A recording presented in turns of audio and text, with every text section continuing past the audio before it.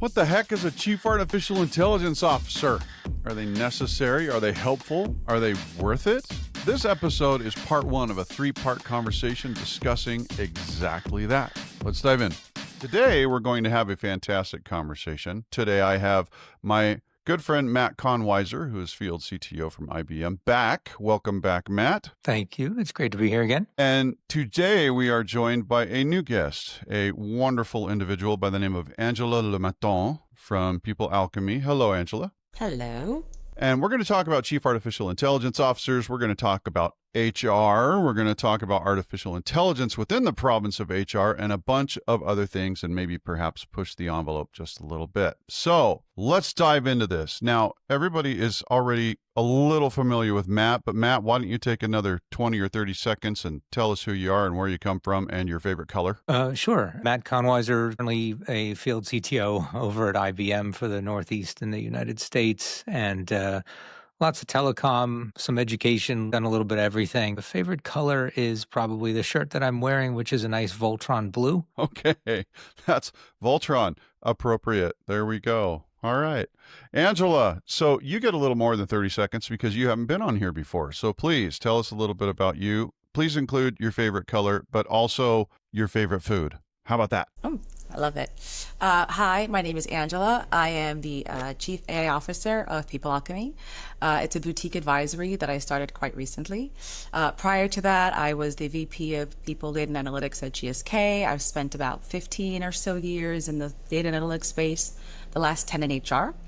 And today, I guess the question is what? My favorite food and favorite color? I would say favorite food is the tacos. I do love tacos. I like a crunch and a bit of a little spice and softness. And then I guess favorite color is I'm going to go with white. I like white. White is just beginning, new beginnings, freshness, clean. So I'll go with white. Boy, that's awesome. Tacos. That's like, now you got me all hungry. For those that care, we're filming this at 8 o'clock in the morning Mountain Time, 10 o'clock mid-morning Eastern Time. And that's a good time to eat some tacos, I think. So let's record this so we can go get some. All and Angela, right. just very quickly, I have to tell you, I was laughing when you said tacos because I just met somebody last week whose dog's name is Taco. But it's Taco, I think, because he's British. So he said it's important to say it with the right accent, and I don't. But I was just amused about that. See that? There you go. Well, let's dive a little bit into, let's call it the Chief Artificial Intelligence Officer phenomenon. So for those of you that don't know and are listening to us and haven't heard this before, in the cybersecurity space, there is an associated type of phenomenon called the virtual or incremental or fractional Chief Information Systems Officer or Chief Information Security Officer. I've heard it used in both ways. And this is something where the company may not necessarily wish to fund a full-time executive employee, or maybe they don't feel like there's enough responsibility for them to have a full-time executive, but they want somebody that has that same skill set and has that same type of capability so they can go out in the technology world and they can find firms that will actually, I guess it's kind of like a rent-a-cop thing, isn't it? Where they can rent out a chief artificial intelligence officer on a partial basis, not necessarily full-time, but someone that can still be an executive in the company and do that. So I was talking previously about the chief information systems officer phenomenon. That's where this kind of came from. Chief artificial intelligence officer is following the same pattern. And I think this is pretty pertinent because, Angela, you're doing a lot of CAIO stuff, aren't you? Yes, I am. Tell us a little bit about how that works. I mean, it's exactly what you described. I think companies are at different stages of their AI maturity. And depending on sort of the business strategy that they're looking to deploy, they may not have need for a full-time CAIO.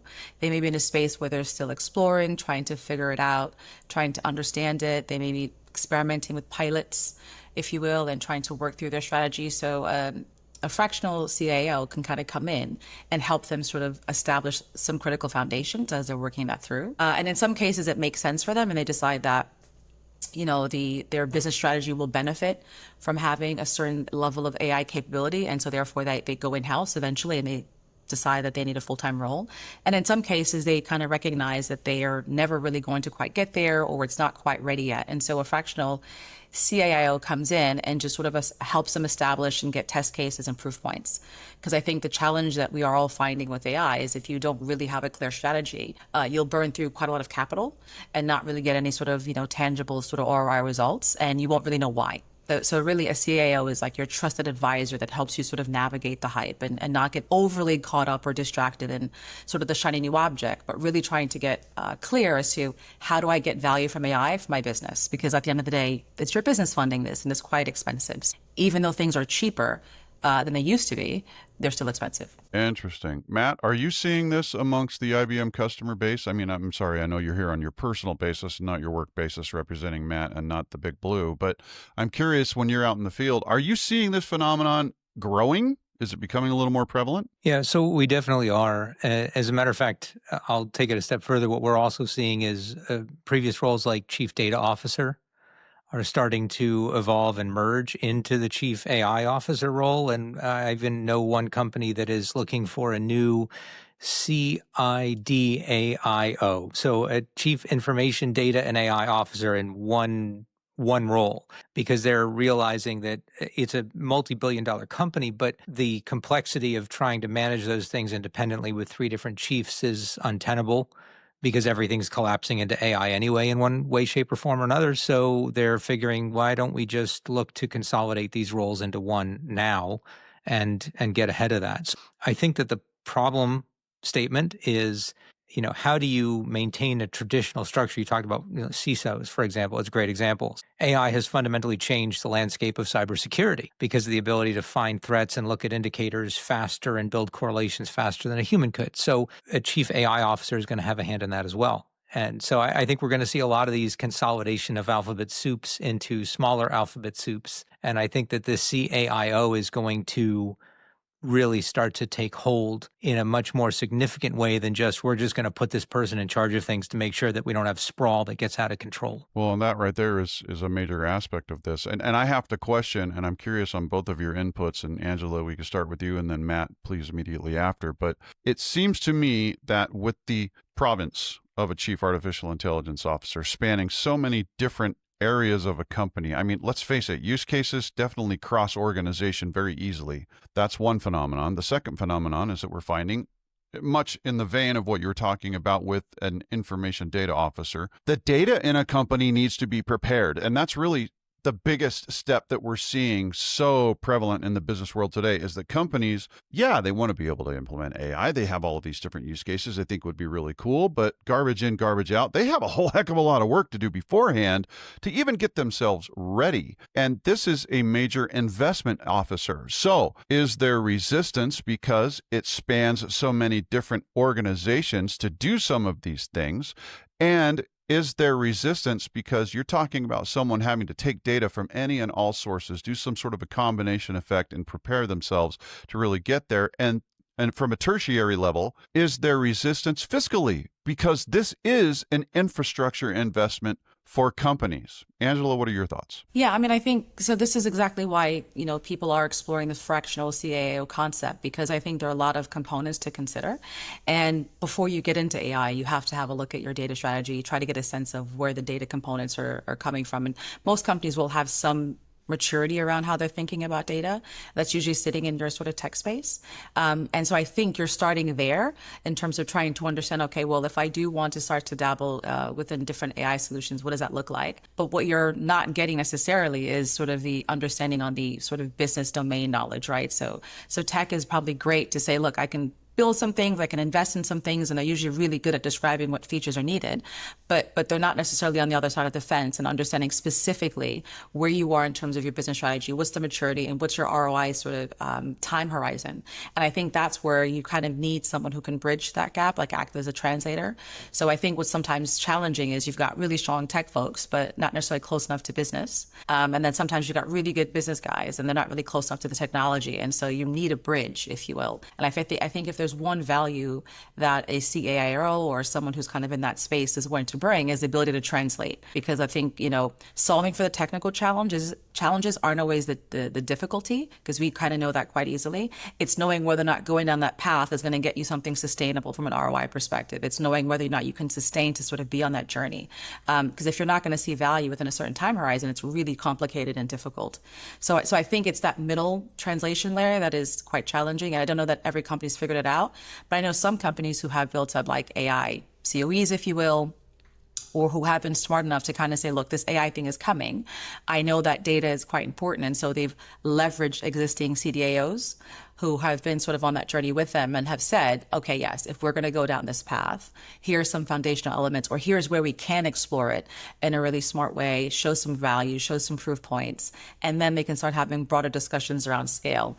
But I think, if you don't have the right people in the room sort of discussing all those components, I just think it gets really tricky really fast. Matt, what are your thoughts? Yeah, so there's a reason why I wore this shirt today, actually. Voltron is one of the perfect analogies for what's happening in enterprise right now. If you know the story of Voltron, it's 5 robot lions that consolidate to form one giant robot. If you've seen the first Deadpool movie, you know the ring. And if you've grew up in the early 80s like I did and you watch this show, then you have a passion for it. And if you think about the way it works, right? You've got the black lion that's the center of it that forms the chest and the head. And he functionally, Keith, the driver of it, functionally gets everybody working together. But each of these lions could work independently as well. And sometimes they did. They went rogue and they did their own things, and they usually didn't end up very well for it. And I want people to understand that that's kind of what's happening in business today. Each of the drivers are their own business unit executives, run their own business lines. They each have their own AI, their own highly capable machinery and robots. And what's starting to happen now with the chief AI officers is they're realizing that without a torso and a head, then the arms and the legs are going a little nutty. And so they need that person to call the shots and coordinate and facilitate all of that. And the robot he runs with is effectively the ability to do agentic, bind all of this together and make sure that all the arms and the legs are all moving together in sync. It doesn't mean they all have to all the time, but everybody understands their purpose. And I think that's what's happening with these chief AI officers is there's a realization that both people and machines need to work together, need to be coordinated, cannot operate in silos in their own discrete business units anymore. And you need that torso and head figure, both human and the right type of machinery together to bond the organization. And that is fundamentally the purpose of the chief AI officer. And that's very much underpinning what Angela just said. I think that's what's happening. And it's, I'm a theme guy. So this is my theme for the day. I like your themes, man. That's actually kind of fun. I hadn't thought about that comic or that cartoon. I hadn't thought about that cartoon in quite some time.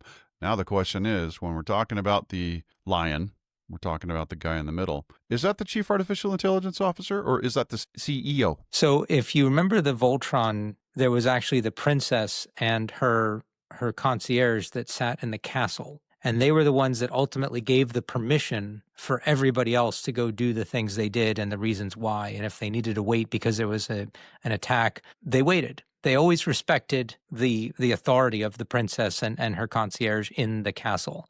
So my analogy would continue to say the chief AI officer would absolutely be the driver of the Black Lion.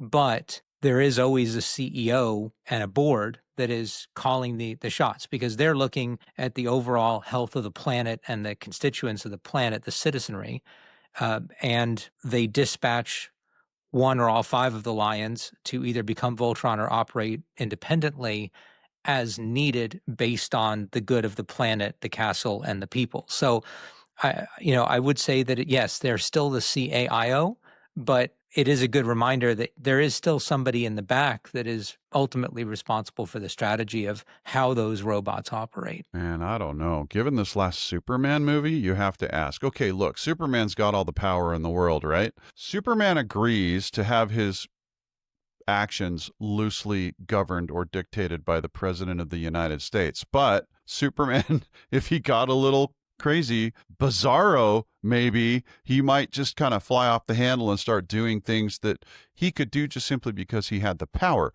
I have to wonder if we're not moving into an era where the chief artificial intelligence officer may very well become the most powerful person in a company short of the CEO. I don't know. Angela, what are your thoughts?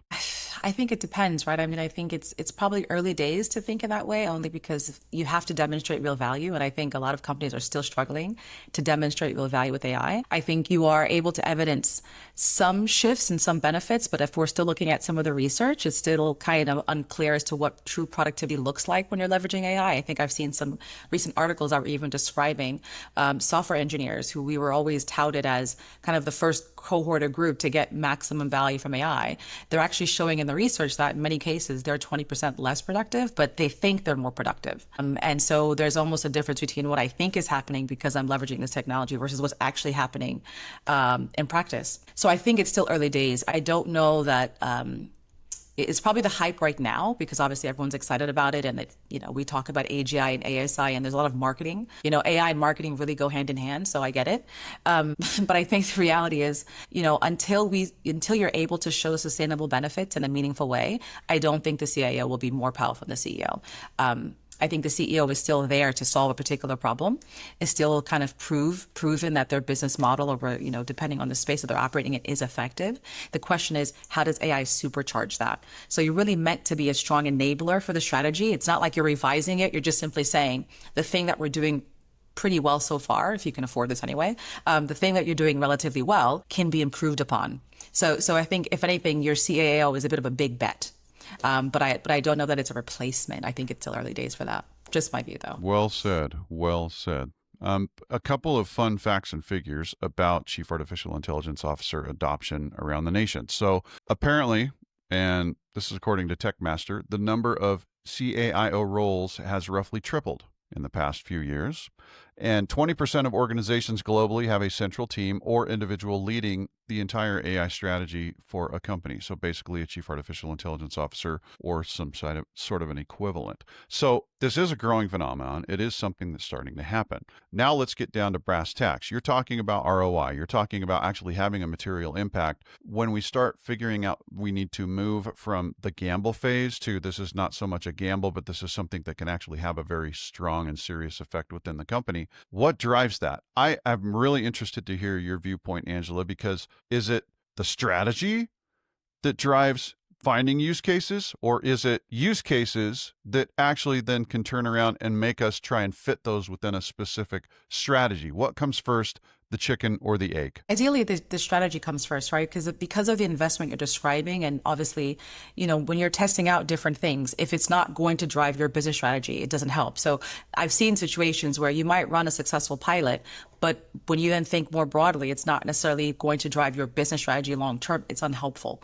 So you hear about situations where people are testing AI solutions and they're testing it in ways that just aren't going to have an impact on their business strategy, but they're just like, oh, this is really cool. And I just think that's not necessarily sustainable. So I do think there's an element of ideally understanding your business strategy. What are the things you really need to test? Designing use cases that are really designed to actually ensure that if I'm going to go down this path, it's going to have a meaningful impact on my actual business strategy and sort of what I'm trying to deliver. Then I think you're in a really sweet spot. Because then those experiments and all of those kind of pilots will get you to like sort of an outcome, will get you to learnings. What about your org is working well when you're trying to deploy AI solutions? What's not? Where you have sort of either technical roadblocks, where you have mindset dynamics, political issues. Like there's a lot of things to diagnose in a company when you decide to sort of transform and scale. But I think your use cases are meant to be your solid proof points that this is going to have a meaningful impact on your business. And I just think a lot of companies don't coordinate all of that. It usually starts out with, oh, AI is really cool. They've got some vendor dynamic where it's like, oh, let's turn a few things on.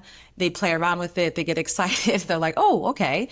And then they start to make investments, and then none of it actually has to do with, the business strategy. And then they're running out of money and complaining and saying, oh, but we set up a fund and we did all this stuff. And it's like, yeah, but none of it's driving how you actually run your business. And yeah, of course it's not going to work at some point. Duh. So I do think there's an element of, yes, you can run a lot of wonderful sort of use cases and tests and all the rest of it. But if it isn't ultimately tied to how you're going to make money, I just think you end up running out of it at some point. So I do think it just needs to hang together personally. That's a fair point. It's interesting that you talk about the dynamic of the vendor. And so, Matt, I'd like to turn this over to you. Previously in business, we've had situations where the very features of specific products actually drive the way that a company develops and does things. I mean, this can have an operational influence. It can have a product influence. It can have a marketing influence. It can have a hiring influence, since we're going to talk about HR later. Matt, out in the field, how are you seeing this? Is this something where, as it relates to artificial intelligence, is the vendor even a material influence on things? So I need to think about this carefully, not as a representative of IBM, because as you said earlier, I'm not really representing IBM, but the answer to that is difficult. So Connor Grennan, who is a kind of a LinkedIn personality, and I think he's the chief AI architect at NYU, and he does a few other things as well. He produced this little clip maybe a month ago that talked about the reasons why AI projects fail being related to vendors saying you could save all of this money if you do AI, or, we did AI ourselves and saved all this money and you can too, or, here's all the use cases that you can use it for. And I was thinking about Angela's previous response, and I was thinking about our position, and I was thinking about your question, and the three of these things really start to coincide with each other. There's some interesting commonalities that come out of a thread you can pull on this, and that is people shouldn't do something unless they understand why they're doing it. And the why is usually not because somebody else did it first, or else everybody would be jumping off of bridges too, right? Isn't that what your parents used to say? Well, if somebody told you, to jump off a bridge, would you do that? Of course not.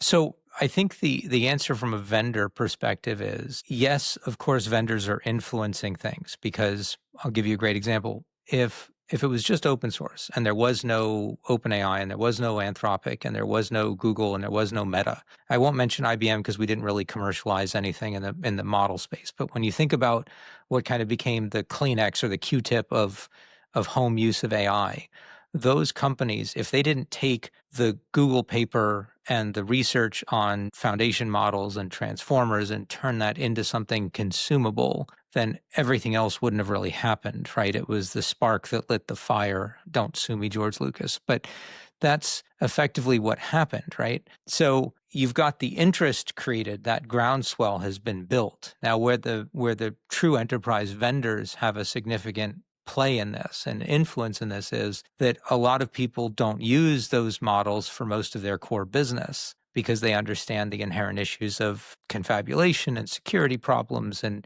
general use and all of the training you have to do just to get a model to not do general use stuff and be very specific. But they lit that fire, and now we can control it and run with it and bring something to the enterprise base that a lot of those other companies cannot, as long as we choose to get in front of it. So I think that the value for the vendors, and this is not just IBM, this is overall, the value is going to be around governance, ethics, monitoring, usage, security, because those are the things that enterprise businesses are most concerned about when it relates to AI, whereas the home consumer will just give it all of their personal bank statements and information and lifestyle choices and say, tell me what to do tomorrow, and don't really think about that.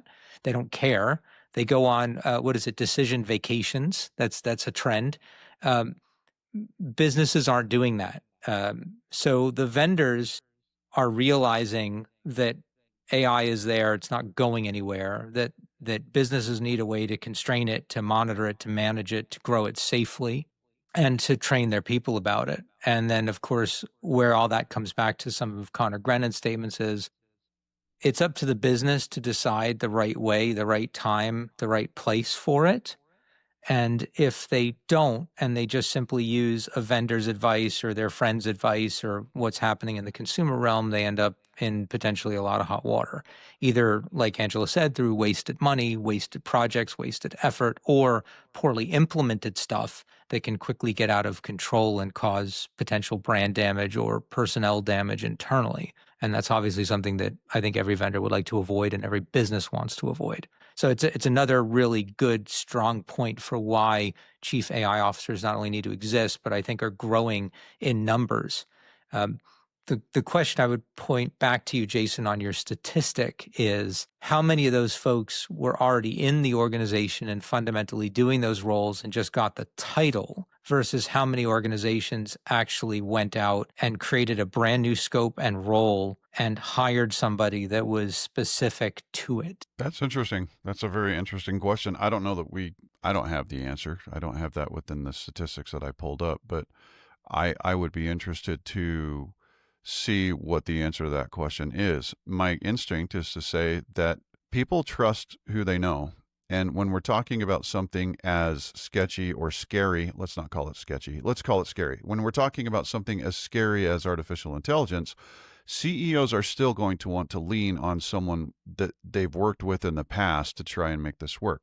The problem is that we already know that oftentimes those that are in executive leadership positions haven't had the experience in dealing with artificial intelligence on a broad scale or on a wide enough scale to be able to really drive things efficiently and effectively. That plus you're talking about taking a peer of these different executives. You're talking about taking a peer and suddenly they've got their fingers in the business of everybody else in the company. I mean, how good is that for company culture on the executive leadership board? I don't know. Maybe that's a thing. Maybe it's not. Could be a little easier because this is someone that they've worked with.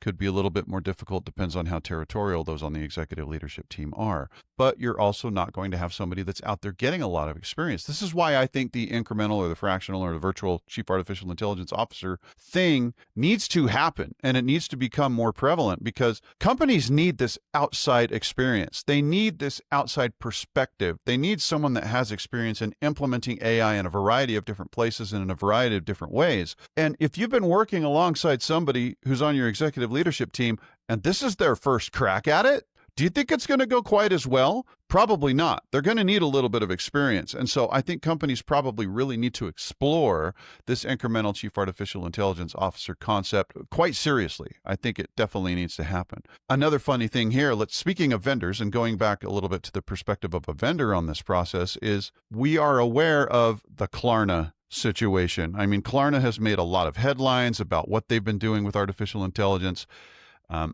Something that I brought up in a number of my public speaking engagements last year, recently, is that Klarna made an announcement that they were getting rid of their Salesforce and Workday licenses because they were using coding tools and artificial intelligence capability to build their own in-house CRM. Now, this is really interesting because is this foreboding as to the effect it's going to have on vendors? Are people going to be driving more towards custom solutions? And the analogy that I come up with in my head is, remember when everything was premise-based and then suddenly software as a service became a thing? And it's like, oh, wow, we have this way to scale. We have this way to make sure that resources are not being underutilized. We have this way that makes collaboration a little bit easier and multi-site usage of software and operational systems easier and more effective. So it was a real transition from everything's premise connected by very expensive circuitry to something that's a little bit more cloud-based. And now we're starting to see a little bit shift back to kind of a blend between the two. So my question for the both of you is, what are your thoughts? Do you think we're going to see a little bit of a shift between packaged product to fully customized product that's specific to the companies and the use cases they need, and maybe some of those develop into something a little bit more productized and so a little bit more of a blend in the middle? How do you see this happening? Is artificial intelligence going to be all custom all the time at the get-go, or are we going to see some of these vendors come up with something a little bit more packaged, fast enough to have a material impact on how quickly and effectively companies are adopting AI? And that's the end of part one of this conversation. What a cliffhanger, right? We'll make sure that you come back for our next episode next week when these two are going to answer the question that I just asked, and we'll continue our conversation about the phenomenon of chief artificial intelligence officers. If you like what you've heard and seen, for those of you that are watching this, make sure that you do all the liking and all of the subscribing and all of the following, because we will be bringing you additional episodes as we go along, including the next two parts of this very conversation. But for now, thank you for your time and attention, and we'll see you next time.